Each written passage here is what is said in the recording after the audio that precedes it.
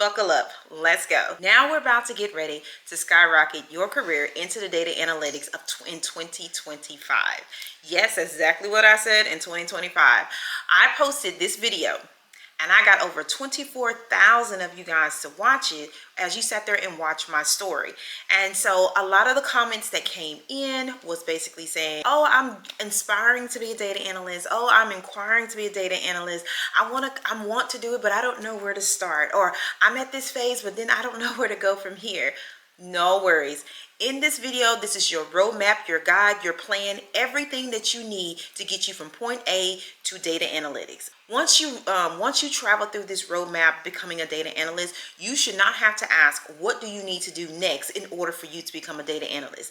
This video will take you from this point to this point, and then when you finish this point, then you know what to do next. Like, you know every step you need to take. Also, there are timestamps down below. So if you're at a certain part of your data analytics journey, you can just go straight to that part and then just finish it out. Now, if you get to that part and realize, if you look back and saw something that you did not complete, go back and do it, because every step that I inquire here is going to be very important to you becoming a data analyst and will get you that much closer to becoming one. We're going to go, we have a lot to cover, so I'm not going to waste you guys' time. So we're going to go ahead and jump right into it.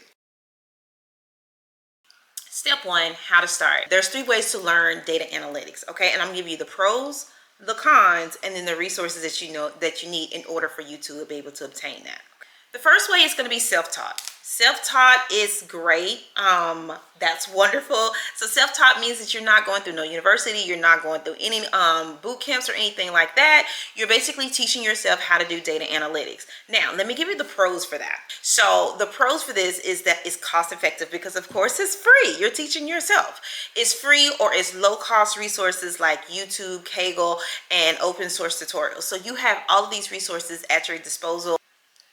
Flexible learning. You learn at your own pace without deadline. Then it's customizable, so you choose the tools and the skills that match your goals. So that's the good thing, because when you go to a school, they're going to teach you the things that they think that's important, but for you, you may say, well, I may only want to learn Tableau, or I may only want to just do Excel or whatever. You probably don't want to do Python right now. You probably just only want to do SQL. That is for you. So when you do self-taught, you have the capability of creating your own lesson plans and then also tailoring it around to what you prefer, that you want to do, that is best for you at that time. Unfortunately, with the pros, there does come some setbacks, okay? So here we go with the cons.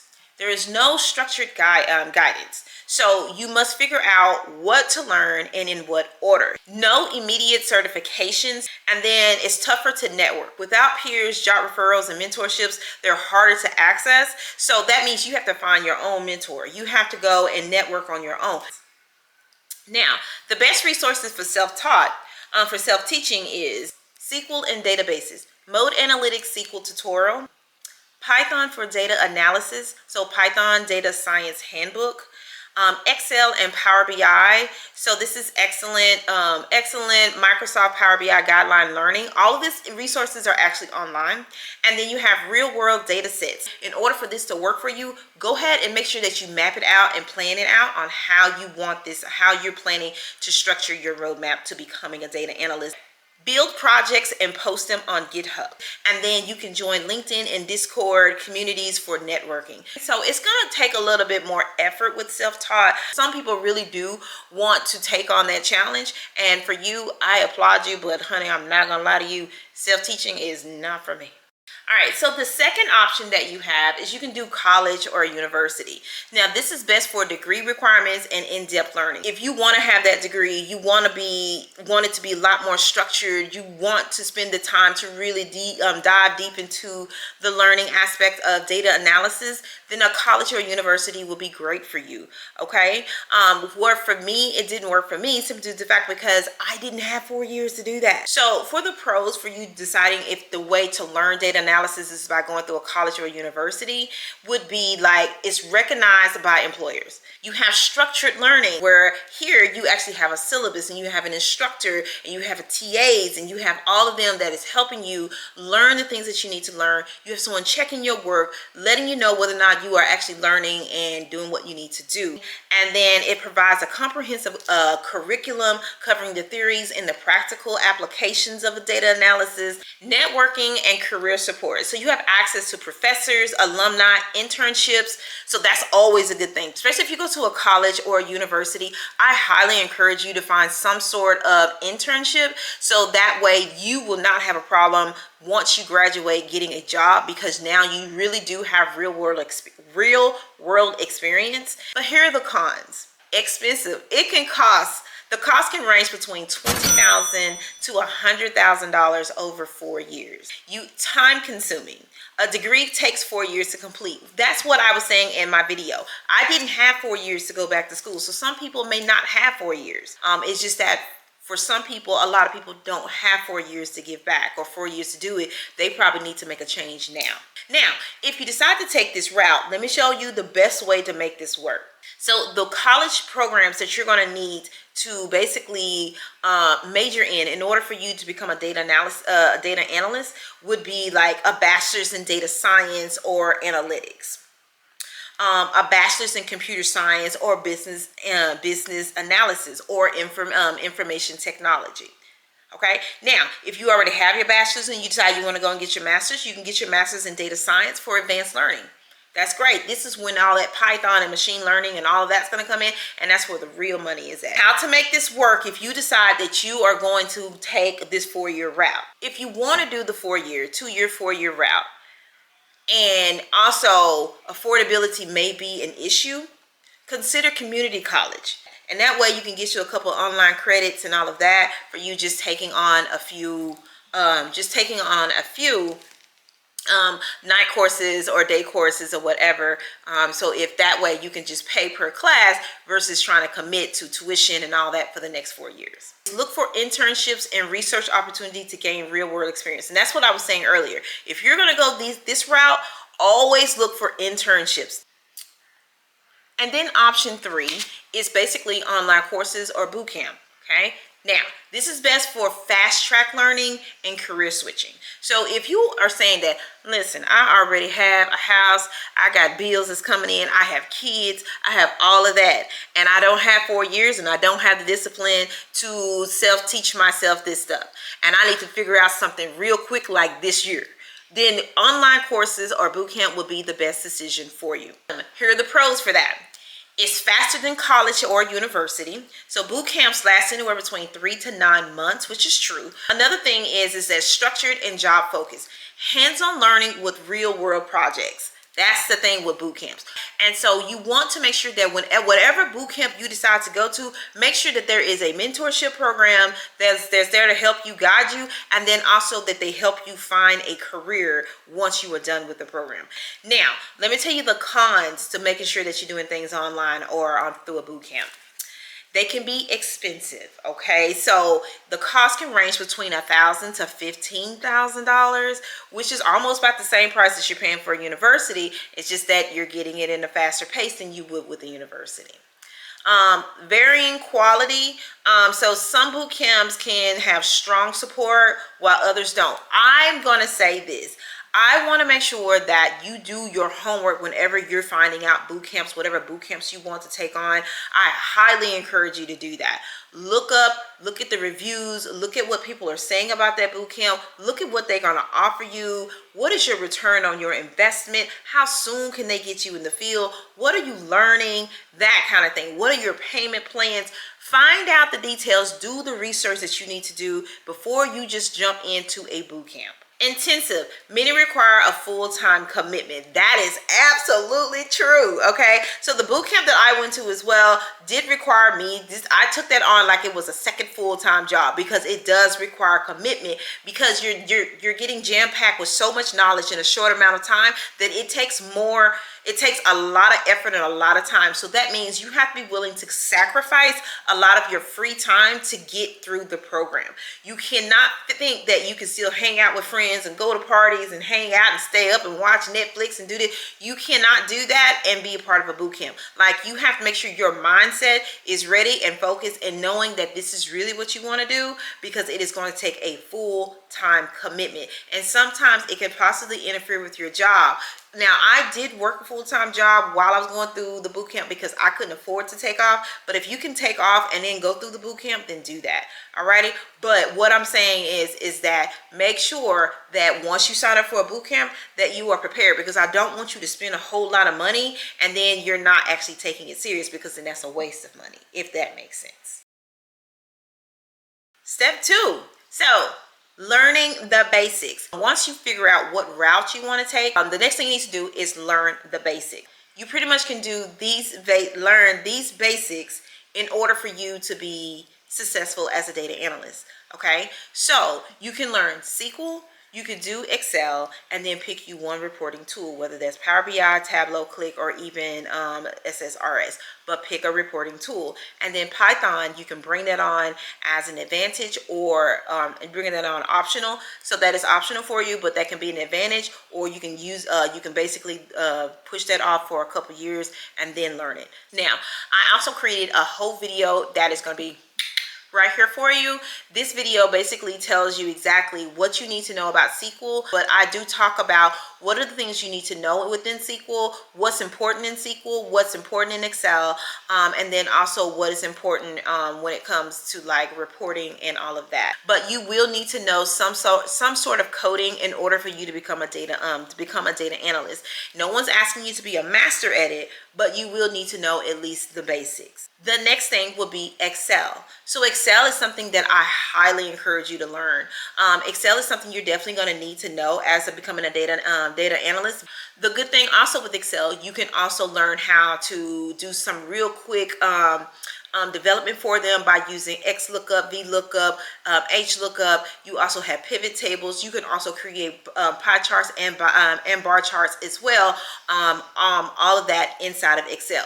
And I encourage you to learn all of that. So again, watch this video as I talk more about it. I am going to be creating a video, XLOOKUP, like how to create an XLOOKUP and when would you use it, how to use a VLOOKUP and when would you use it, and then a pivot table, how to create a pivot table and when would you use it, and then give you a real life scenario on reporting. Like I was saying, pick a visualization BI tool. So that could be Power BI, Tableau, Click, or even SSRS, and learn it.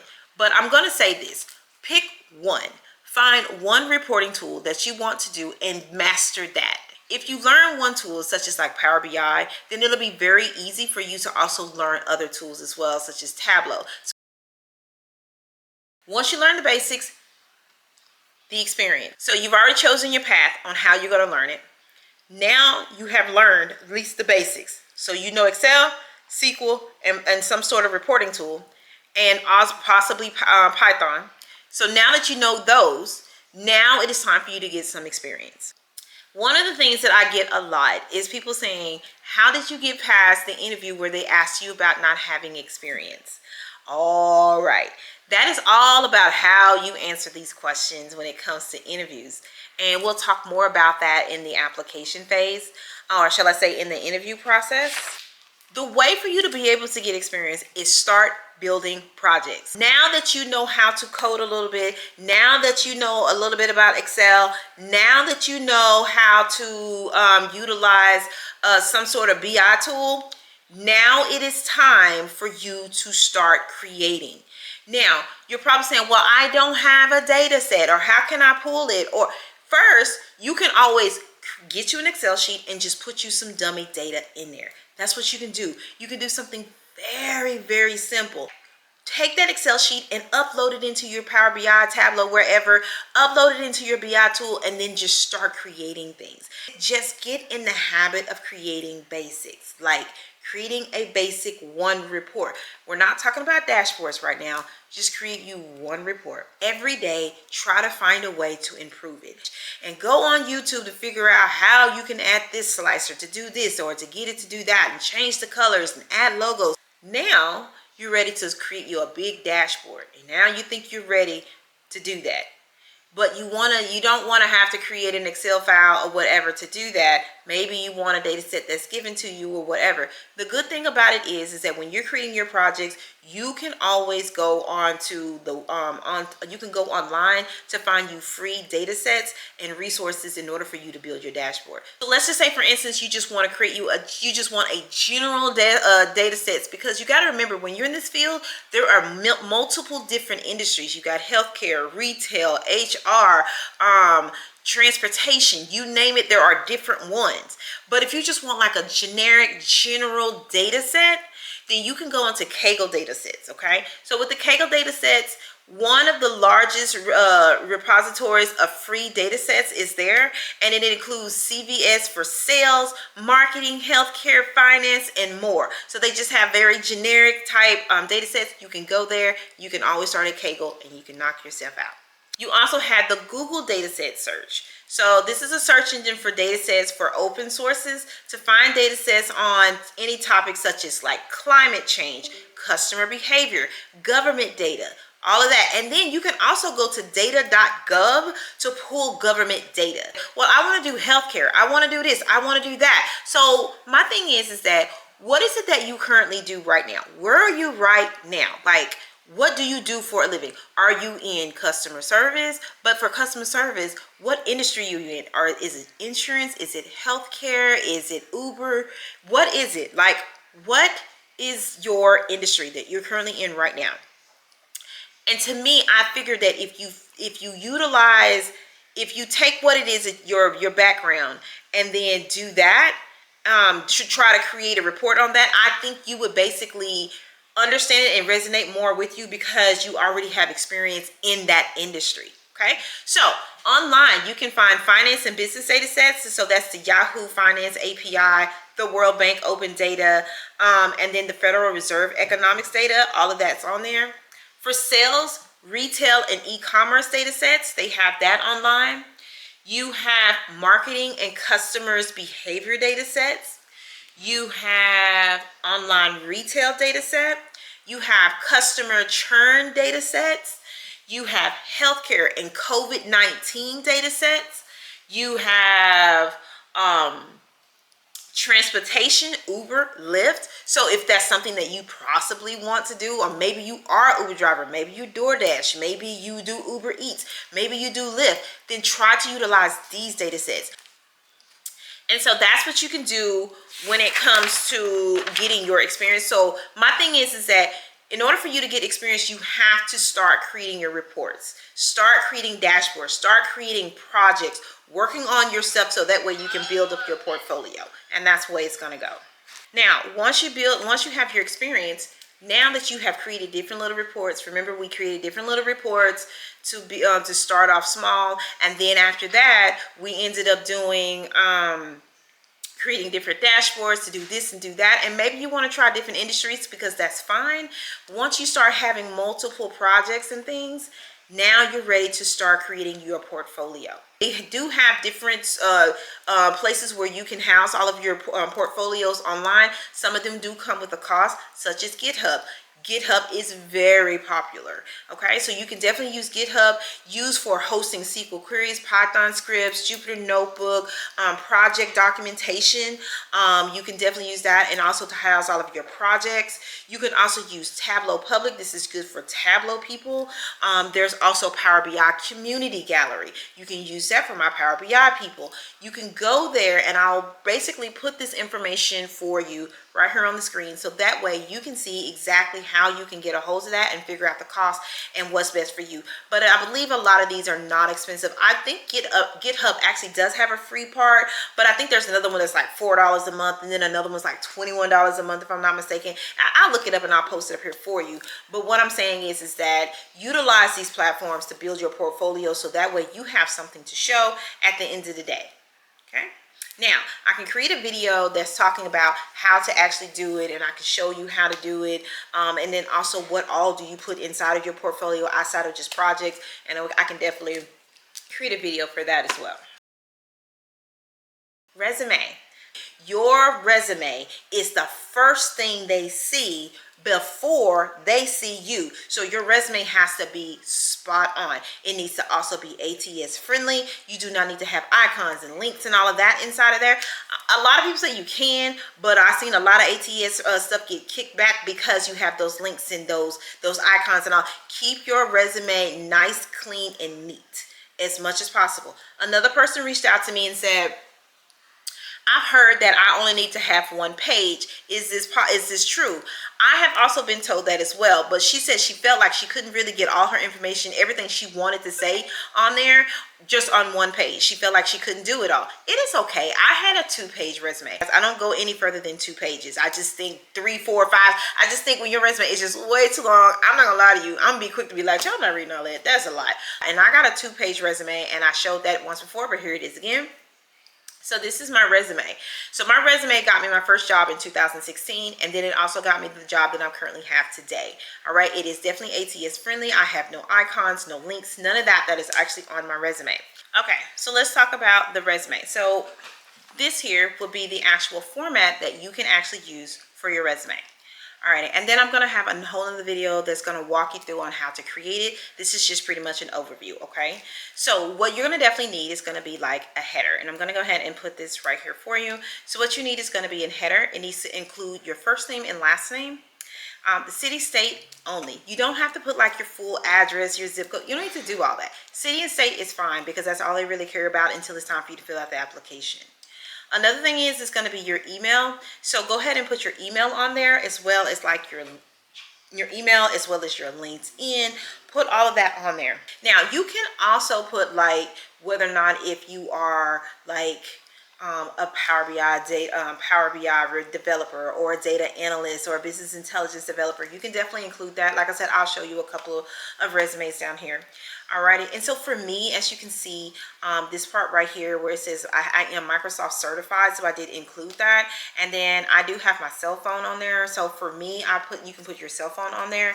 And I put on here, even though I have my phone number here, because I do work during the day, I put preferred method contact. So I just put my email right there to let them know that that's the best way I prefer to be reached versus a phone call. They can call me, but I'm at work because most of the time it's going to go to my voicemail.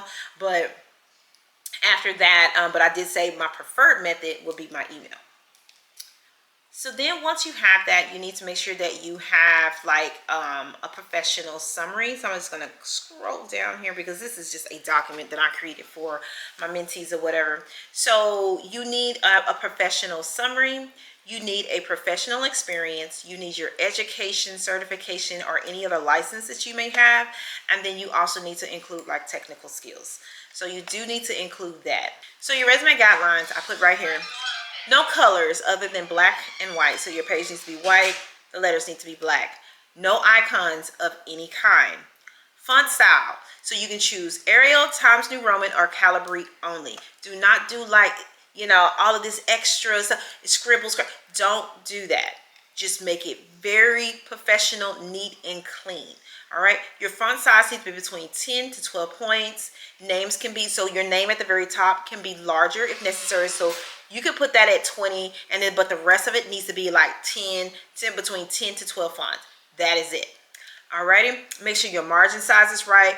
I put down here one page only because that is what I was teaching my mentees, but you can put down, you can have more than one page. Neat formatting, make sure it's aligned to bullet points, no misspellings, any of that. Make sure none of that is there, okay? Play keyword Sudoku. So for you, keywords, you definitely, it's kind of like with YouTube, you want to put your SEO words in there. Put some very keywords, popular keywords that's going to make your resume stand out. Okay, so collaborations and like just use good keywords, team player, all of that. Alrighty.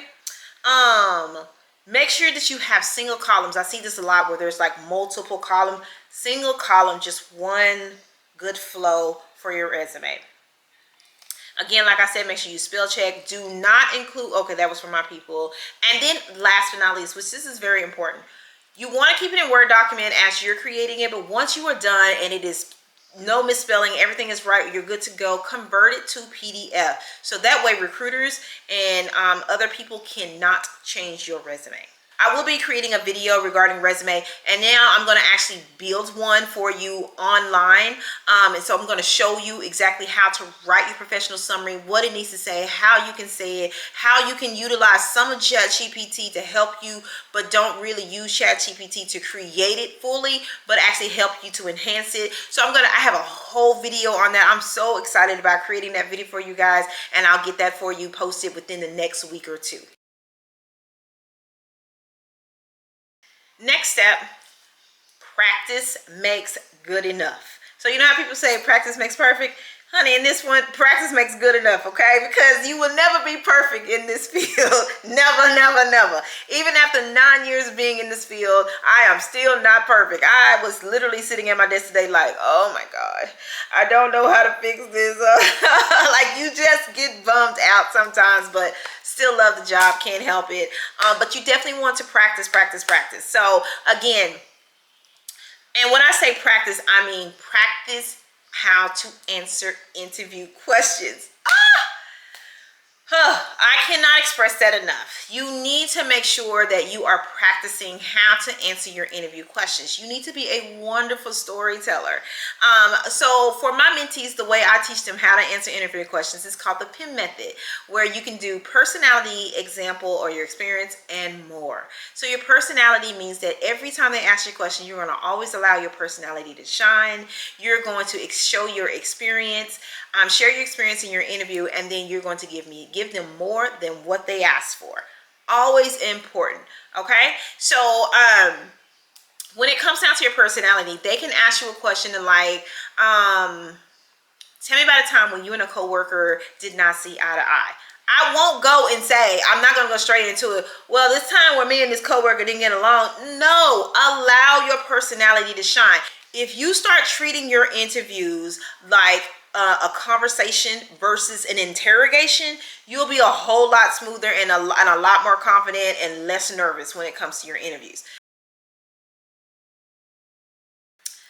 Primary keys is something that I use a lot, okay? Especially with me being in this field, I always find myself working with big queries and things like that. So primary keys is something that was always essential for me. I'm smiling, I'm using my hands, interacting with the person, and all of that, because you want to make sure that you want to show them that you love what you do and that you're passionate about it. And so even if you're really not, but just show it, fake it till you make it. Like just smile and and talk and use your hands and just allow this to be a conversation, because you need me. That's the reason why you pulled my resume. That's the reason why you called me in, because you need help and you feel like based on my resume, you feel like that I can help you. And so that's what we're here to have a conversation to figure out what it is that I know. What can I bring to the table? And then the E part is going to be experience or example, right? So this is the thing when it comes to your experience. You always want to allow your experience to show. Always show.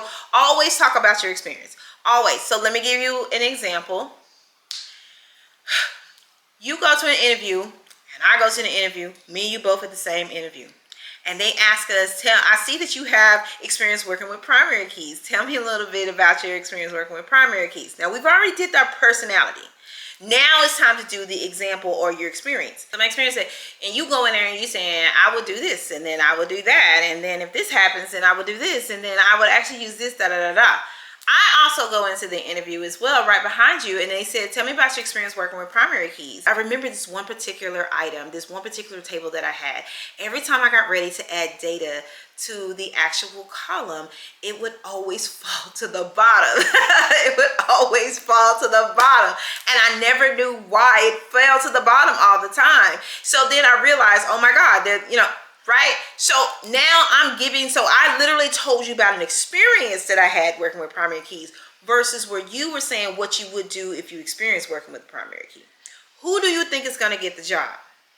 That's right, me. I'm going to get the job because I'm the one that's telling you, I'm the one that showed them that I really have experience and have given them proven examples of me working with primary keys versus where you pretty much gave me a textbook answer about what you would do once you work with primary keys. And so then more. You always want to give me more than what I asked for. So this goes back to the primary keys, right? So then the more part would be like, so I realized that every time I got ready to add data to the actual column, it would always data to the table, it would always fall, and I did not know why it would fall to the bottom. So basically, after looking at the table, I realized, oh my god, that this was a heap. And so basically there was no index, no, see how I'm giving you more? You asked me about primary keys, and I could have just, you know what I'm saying, now I'm talking about heaps, and then I'm like, yes. And so maybe I, instead of just adding I know if I went ahead and added a primary key, I know by default that it's going to add a clustered index. You see how I'm giving you more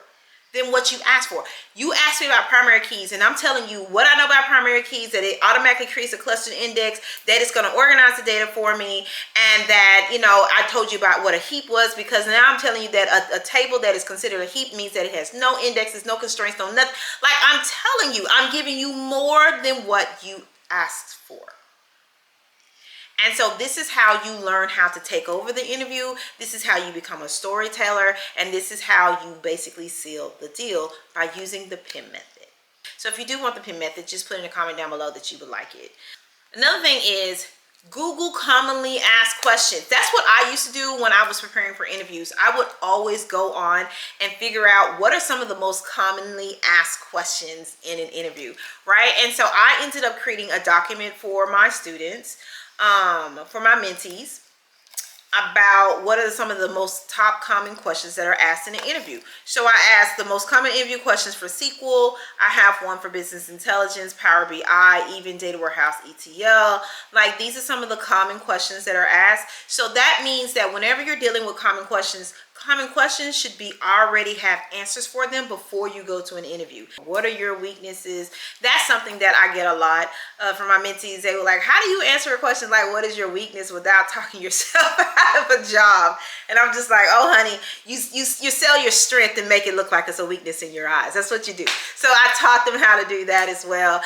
So they do very, very well with that one. So but you definitely want to make sure that you basically have common questions. So just pick a few and just make sure that you have it based on the job description. You just make sure you have it.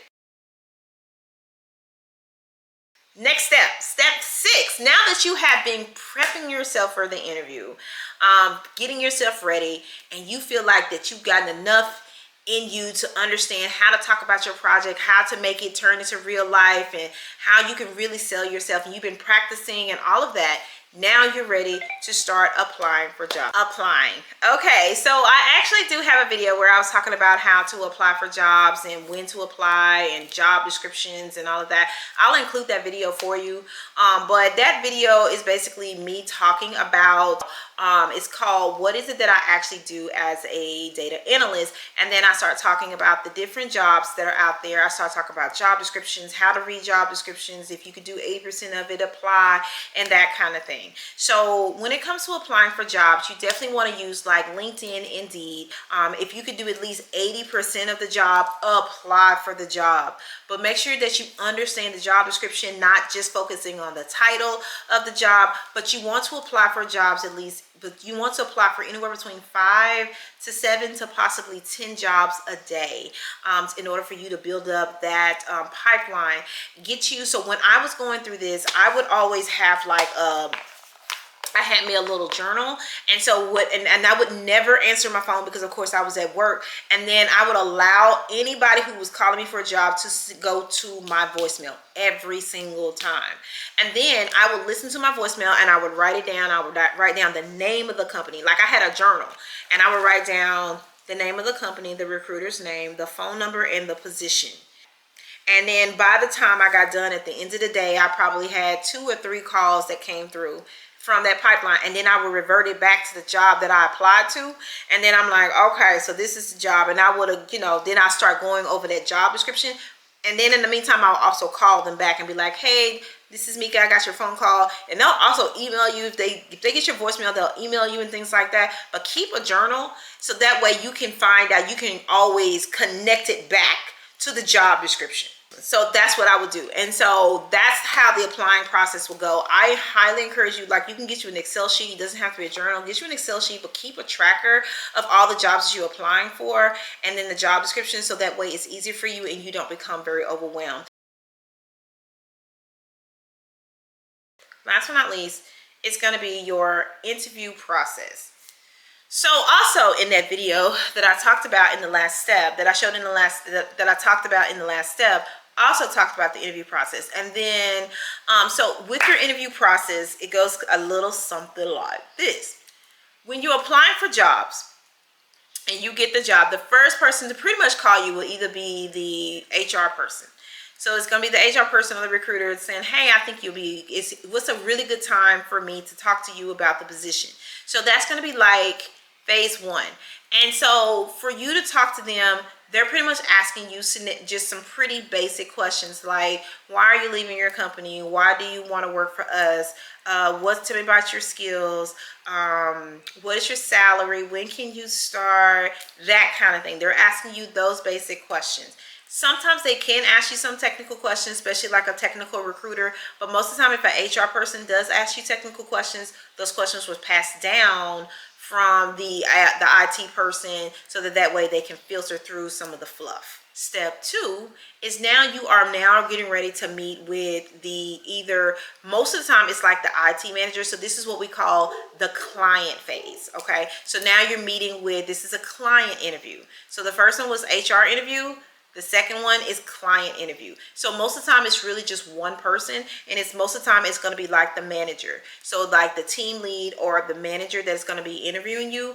And this is the person that wants to ask you questions such as, they're going to tell you about the company, and once they tell you about the company, then they're going to go straight into the questions. So most of the time these last about 30 minutes. And so for the first 10 minutes, let them talk. They're talking about the company. He's introducing himself and blah, blah, blah, blah. Then going into the other 10 minutes, then you're pretty much he's asking you some interview questions, such as, tell me about your day-to-day. Why are you leaving your company as well? He probably wants to know that. Tell me about your Power BI experience. Can you explain more about this? Can you explain more about that? He'll probably ask you some technical question. What are your SQL skills like? Okay. Can you tell me about some joins? Like it's not highly technical, but it's enough to scale it to say, hey, this person may be a really good candidate to move forward. Okay. Now, once you get past the IT manager and then they decide to say, yes, I definitely want to get you in front of a technical panel, get you in front of my team and allow them to interview you, this will be phase 3. So this here is now called the technical round. Now, this is when you're going to have a panel of people. Sometimes it could be 2 people, 3 people, 4 people. I remember one time I was in an interview and I had an interview with 15. So that's because they invited the entire team to come and ask me a question. So my thing is that this is going to be your technical round. This is the one you really want to study for. This one can last about 45 minutes to an hour, sometimes longer. So with the technical round, you really going to have to prepare yourself for that, because not only are they going to just ask you about your SQL skills, now they really want to know about, do you know the difference between a self join and a cross join? Now they're going to start asking you questions, diving deeper into your data sets and all of that, and how did you write complex store procedures and all of that. All right, asking you about Excel, you name it. There's going to be behavior questions and technical questions all wrapped in one. And then most of the time, that's it. They'll let you know, and then HR will tell you whether or not you got the job or whatever. So sometimes it's only 2 rounds, sometimes it's 3, sometimes it can go into 4 or 5. That just really depends on the company. But the vast majority of your interviews will be between 2 and 3, and you're always going to have that client-facing interview and then that technical round. So that's that. Now, I'm here to give you just a little bit of bonus, because it's important that you understand who makes up the IT team if you do not know. Alrighty, so who do you need to know and why are they important? So your project manager is someone that is very important, okay? Not a lot of companies have project managers, but some of them do. If they have project management, they're not the people that's assigning your work to you. That is not what they do. They are there to make sure that you are staying on budget and that you can complete your task on time. That's what they are there for, because they are all about the budget and making sure that things is done properly. The next person will be your business analyst, because your business analyst and your project manager are two separate people. A lot of people get them confused, but they are two separate people. Your business analyst will be the liaison between you as a developer and the business. Okay, so basically your stakeholders or your end users, the persons you are building the report for or creating the package for, that is who your end users, and the business analyst is the person in the middle, is the middleman. The business analyst is the person that's going to gather those requirements and figure out what it is that the stakeholders want to see, and then they're going to provide you with that business requirement document for you to create that. Once you create it, you give it back to the business analyst, and the business analyst is the person that delivers it. Alrighty, so that is what they do. They are there to help you, and they'll also help you find resources. Whatever you need, that's what they're there for. They create job aids, they do it all, and that's what they're there for, to make sure that your job is great. And they could be some of your best friends, but you do not want to make them mad, because they can throw you on the bus, and those are the people that can actually get you fired. So you want to befriend the business analyst. But most of the time they're really, really nice and very cool to work with. So then you have your senior analyst or your team lead. Alrighty, so this is the person who is pretty much like over you, but not over you. Like, your senior analyst is not your boss, but they are pretty much the head. Like, you're the junior, they're the lead. That's pretty much how they go. Like, they're over you, you're right there. So they're the ones that's really handling all of the very complicated things, and your senior can actually assign work to you, but you're there to help the senior.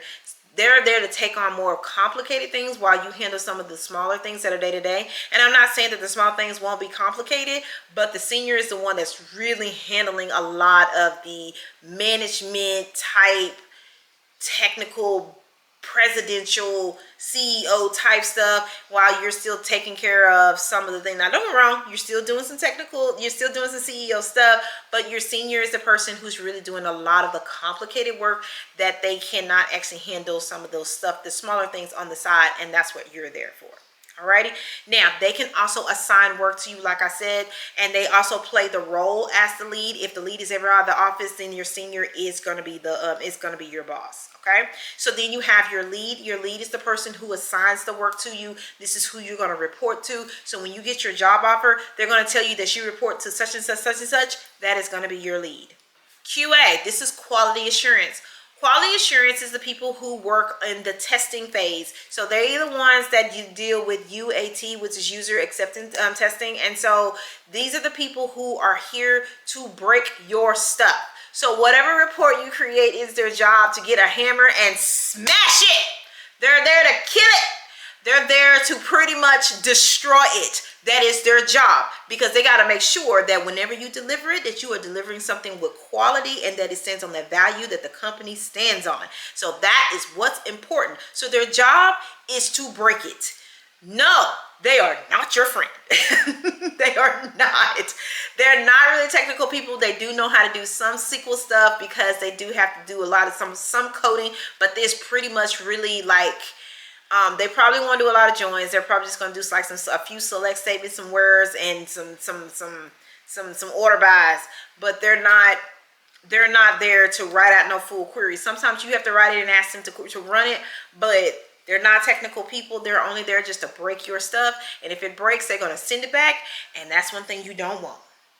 So just make sure that you're really putting your heart and soul, and that you're doing your peer reviews to make sure people are checking it twice, checking it 3 times to make sure that it is right.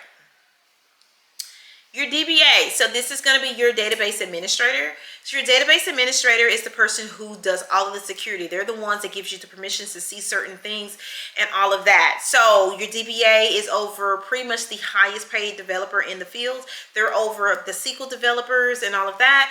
And so they're the ones that's going to make sure that if you need access to certain things, those are the people that you're going to get in touch with, okay? They're going to give you access for only a certain amount of time, and then they're going to strip you of your permissions, okay? But if you need permissions to get into any platform or anything like that, this is who you need to go to, which is your DBA. And these people have been in the field for about 20 plus years. And then last but not least, the other person that's important is going to be your IT director. This is the person who has the final decision. This is the person who is over the entire IT team. Okay, so you have your lead, but your lead is only over the developers, because the QA, your lead is not over the QA. Your lead is not over the business analyst. Your lead is not over the project manager. Okay, but your IT director is over everyone. Okay, so everybody that I mentioned makes up the IT team, and then they all report to the IT director, who is over the entire IT team. So now, no matter where you are in your data analytics journey, you should be able to know exactly what your next step is just by following this roadmap. If you have any questions or any concerns or need anything additional, just post it down in the comments down below. I do hope this really helps you. You will become a data analyst in 2025.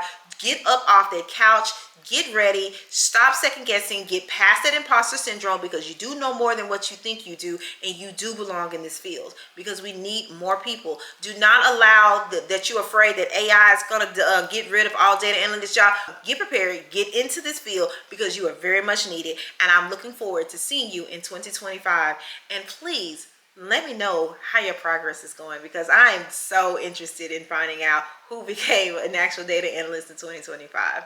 So that is all that I have for today. I really do hope that this actually helps you or gives you a clearer understanding of where you need to go next in your data analytics journey. I look forward to hearing from you soon. I look forward to finding out about your progress, and I will talk to you soon, and I will see you in the next video. Bye.